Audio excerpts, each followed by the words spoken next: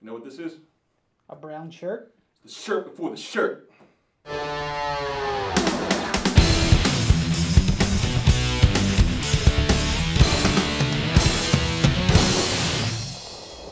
Welcome all, Meares. So I'm Mo. Meares. Week 16 is here.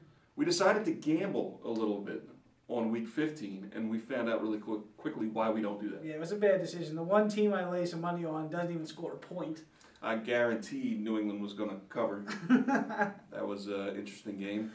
3 shutouts last week. Yeah, there's only 2 shutouts leading up to week 15. You got 3 and then 3 last week. I mean, that's ridiculous. We got a lot of playoff scenarios in our games. Yes. The 4 games that we're going to do this week. Let's get into them. First game we're going to do, Minnesota traveling to Houston. Houston coming off a big win where they clinched their division. They did. The Vikings hanging in there tough with an average running back in Adrian Peterson. Dude, average running back. He is a little over 300 yards away from breaking Eric Dickerson's record. I didn't think that would ever be possible. Houston favored by 7.5 at home. What do you got going on here? Well, I have one guarantee in this game. That's going to be Adrian Peterson's going to run for a lot of yards. Because nobody can stop him. And the Texans' defense, although it did step up to the plate last week and hold Andrew Luck, although he's a rookie, down a little bit, I think that Adrian Peterson will still run all over them. However, I think the Texans are a better team in this. They win this week. They lock up home field advantage for the rest of the season, or for the playoffs. And they're really going to put a hurting on the Vikings' chances to make the playoffs. So give me the Texans, and I think they'll cover the 7.5. I don't agree with you in the fact that I think it's going to be a close game. I think you got Ed Foster going up against Peterson. I like Peterson in that matchup. I don't like the Texans' defense as much as you do. I think this could be a letdown game for the Texans. You know, you think home field advantage, but it might be a little trap game for them. That's why I think it's going to be close. But I do think they're going to handle their business and they're going to win. But the Vikings will cover. Second game we're going to do, Cincinnati traveling to Pittsburgh. Pittsburgh sucks. They are 7-7, so that is the definition of mediocre. Bengals control their own destiny. They win out. They win their division. That to me the Ravens suck. Is ridiculous. Bengals put a hurting on the Eagles last week, but who hasn't put a hurting on the Eagles this year?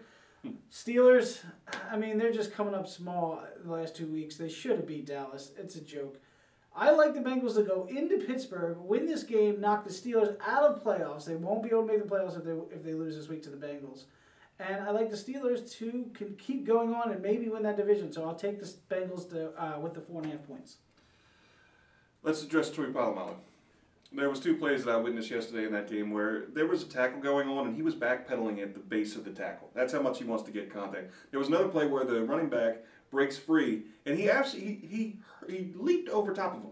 He did. Tapped his head. It was just a jump, and that's what I've said from the beginning. That's all he wants to do. He wants to fly around with a floppy hair. He is awful. And the fact that he won Defensive Player of the Year 2 years ago is the biggest crock ever.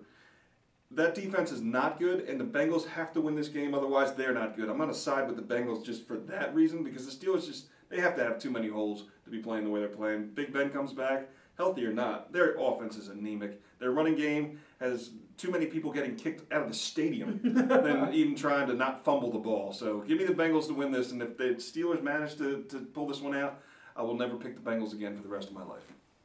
Third game we're going to do, the New York Giants traveling to Baltimore. 2 teams coming off a couple stinkers. Giants favored by 1. I can't get a read on either one of these teams. The Ravens have lost 3 straight. 2 of them were at least close. This week was Denver just destroyed them. The Giants, they look like world beaters one week, and then this week they can't even manage to score a point against the Falcons. The one thing that I have in this game is the Giants, whenever their back is against the wall late in the season, they tend to show up and play a good game. I think the Ravens lose, and the Bengals actually have a chance to win that division after that happens, and they beat the Steelers. So I'm going to take the Giants minus the 1 on the road to beat the Ravens. Ravens didn't have Ray Lewis back, and you just didn't play. Man, he just didn't come He just didn't dress. No. Joe Flacco in that offense is as bad as the Steelers' defense. Who would have thought the Bengals, the Steelers, the Ravens, and the Browns would be the worst division in football? Yeah. But currently, they are the worst division as far as the eye test, where you're looking at how bad they are. Giants 34-0. I guess they just thought that I guess they listened to the media and said the Falcons aren't any good. That was pathetic last week.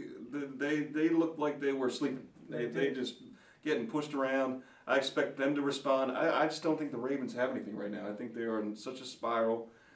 I don't know if Ray Lewis can even help. I got the Giants with their back against the wall to win. Final game we're going to do, San Francisco traveling to Seattle. Seattle 6-0 at home. Yeah, they're pretty good home. Favored by 1 only, though, I guess because the 49ers took apart the Patriots for 2.5 quarters last week. I've got one thing to say about this game, and it's not going to make the 49ers fans happy. And the people that watch your show, they're 49ers fans, are not already happy with this. But here's the deal. 49ers, win-win-lose, win-win-lose, win-win tie, win-win-lose, win-win. It's time for a loss. Seahawks win. Was that the right amount of games? Yeah. You just haven't played 24 games. It could have been, but that's the pattern. So you're saying 49ers are scheduled to lose? They're going to lose, yeah. Okay. I really don't know who to pick in this game, and the spread doesn't allow me to hedge because Seahawks are favored by 1 at home. I don't think they're quite. I mean, you got 2 young quarterbacks. You got a rookie in a second year. Yeah. Kaepernick, or I'm sorry, Pumpernickel. I've called him his real name.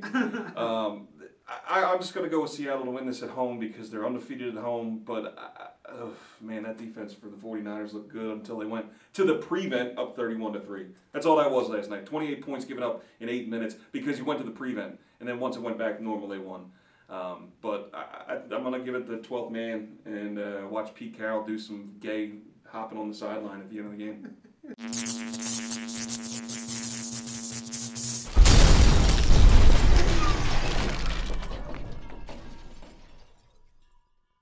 Now it's time for Comments of the Week. Giddy up. Falcons the best 65, talking about his Falcons and a whole lot of weird stuff. You two must have fucked each other too hard because you must be confused to still doubt the Falcons. We're going to fuck the Giants in their ass. We got the Supreme Court case coming up about same-sex marriages, so maybe this guy's just on the committee or something. Like, that's a lot of ass fucking going on there. It is, and you know what? I take offense because I don't doubt the Falcons. I just don't think they're any good. There you go. Jimbo, 23095, I've never in my life seen or met anyone who sees and feels the exact same way about the Giants. LOL, LOL, it's great. I think he's talking about you. He feels the same about you. That's what I said last week was, right. They're going to win. I hate the fact they're going to win, but it has to happen. And I guess a little reverse psychology. I just placed a bet for them to win the Super Bowl because I never win bets. So that should cover that from happening because there's 1 out of 32 teams that would ruin the entire season. They've done it twice in the last 5 years. Fuck you both again. Why do you cocksniffers keep picking against my Niners? The only thing Brady is going to imitate is the only thing Brady is going to do is imitate Manny Pacquiao. I want an apology on the next video, fags. A lot of people targeting us on the homo deal. Yeah. First off, I want to say I am sorry for picking against your Niners. I should have gone with the pattern, which I did this week. So you can say that I'm going to owe you an apology next week because I said they're going to lose again this week, and I don't sniff cocks. So there's that too. Cock sniffing and the fags with the Z. I mean, there's a theme there. Video Watcher Man 63. Giants lose to Falcons. Redskins win the division. Yahoo. It's just a guy you owe a hoodie to. If the freaking Redskins win 2 more games. He called it with 5 games to go, didn't he? Yeah. 7. 7 games to go. 7 games. Oh my God. And no, they've won 5 straight. They won 5. If they win 7, I owe this guy a hoodie, and I'm very disappointed right now. You're lucky you're going to owe him a hoodie. That's our show for week 16. Wait. I can't do 16 with my hands. Can you point to where the subscribe button is? Yeah, it's right down here. Right where my cock sniffing is. We got 1 more week of the regular season to go, so hopefully next week we'll have a bunch of scenarios and a bunch of games to do. We're not averse to doing more than 4 games anymore. No, if they matter, we'll do them. We'll do it. We don't care. Give us some thumbs up. Thumbs up and some comments. Comments good. 69 comments. Excellent. And the comments. sex-themed show, 69 comments. As many comments were against us, but that's okay. We still like all comments. All right, we'll see you next week.